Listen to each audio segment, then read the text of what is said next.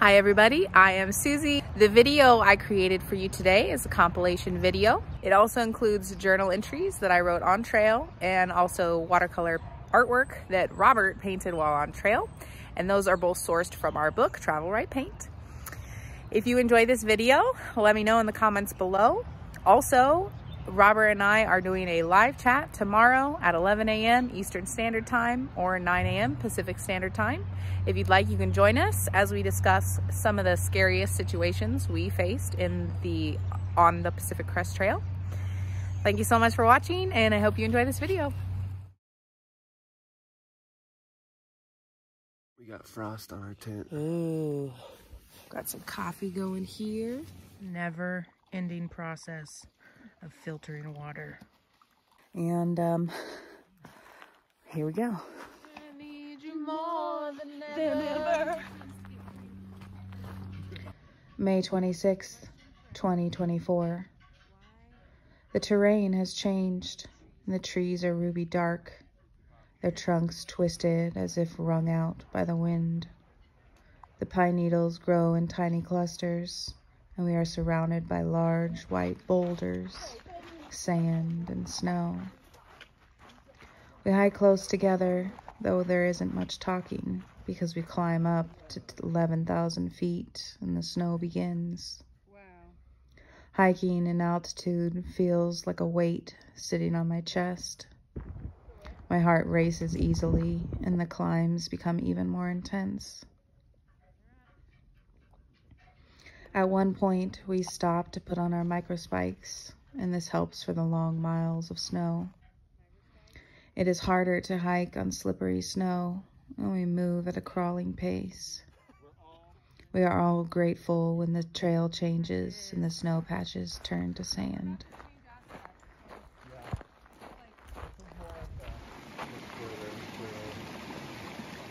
Though I cannot see the lake yet, I recognize the slope of the rocky cliff face, see the snow slide that leads downwards, and I know there is an alpine lake hidden just over the hill. I do not expect that we'll stop for the night, but everyone surprises me by saying they too would like to stay. It is 4:30 p.m. and the decision is made. There are small patches of dry earth and we spread out to pitch our tents. After a time alone, we come back together for dinner.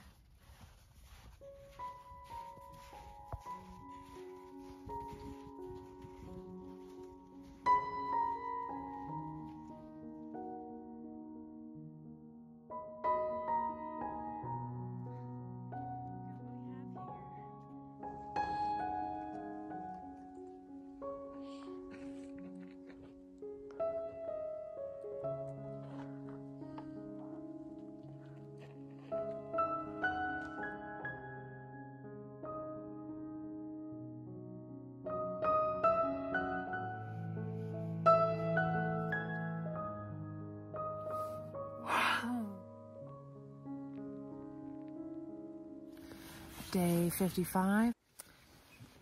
Didn't really sleep very well, kind of had a rough night. Oh, we had a mouse visit us in the middle of the night. May 27th, 2024. Whitney Creek. We hike across a frozen, marshy valley, half covered in snow. There's a lot of wayfinding and climbing boulders to reach the ridge on the other side. At the top, the view is incredible. The sunlight glints off the snow, and to either side of us are endless mountains. The wind blows a frosty breeze that pulls at our hoods and hats.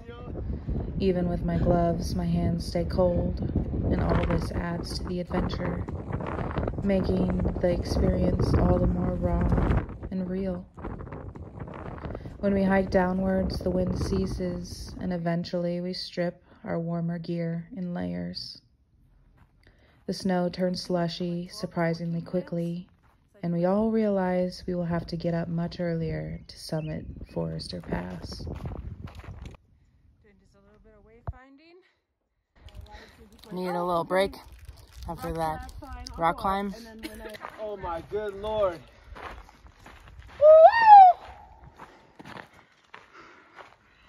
The day goes by pleasantly. Eventually we come to a river crossing, our first for the Sierra. It isn't too large nor intimidating, and we find a broken tree and hot boulders to get to the other side dry.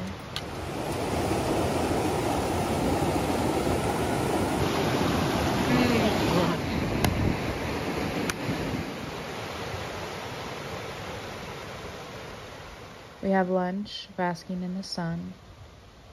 There is a 2,000-foot climb afterwards, taking us back up to 10,000 feet, but this time it feels surprisingly easy.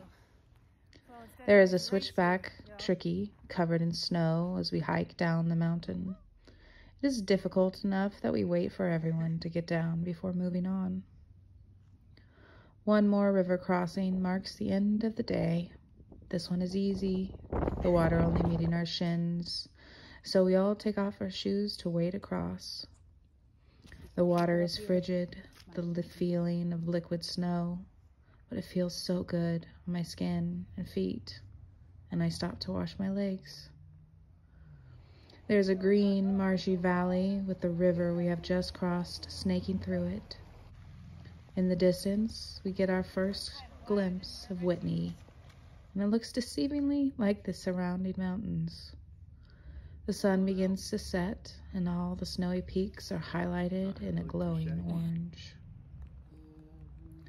Tomorrow we will hit the 775-mile marker and hike to the base of Forester Pass. Look at this dude. He's so cute. He just chilling. Baby, give an account of the PCT thus far in 3 words. A natural wonder.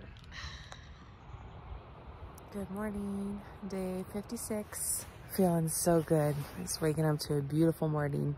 We got a chill day of about 10 miles. Trying on our sleeping bags. May 28th, 2024. Tyndall Creek.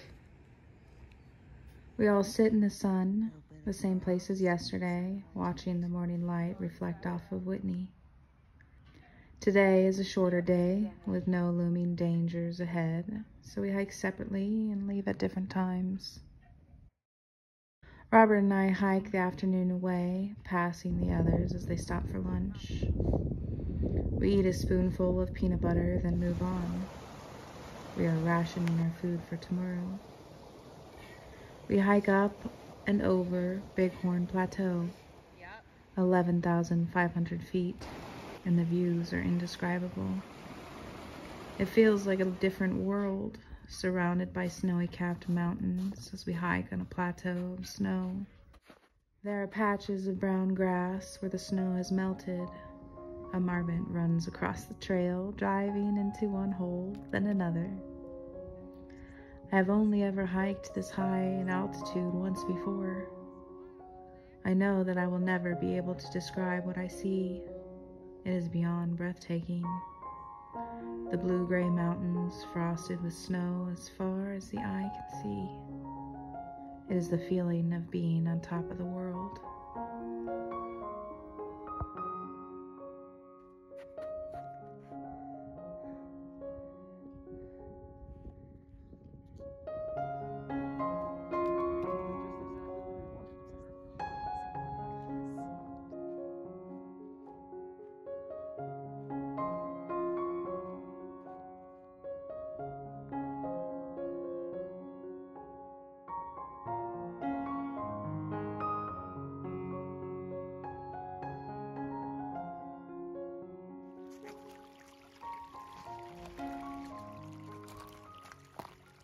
Snowmelt runs in rivers down the side of the hill, turning the trail to mud.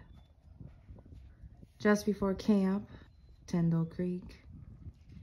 It is fast, deep, and the most terrifying yet. We have caught up to 2 other hikers standing on the bank. One is afraid and asks us to wait until morning. There will be less water, he says. This is true. But if we wait until morning, it will be dark, and we will be soaked as we climb Forester. Oddly enough, I am no longer afraid. Whoa.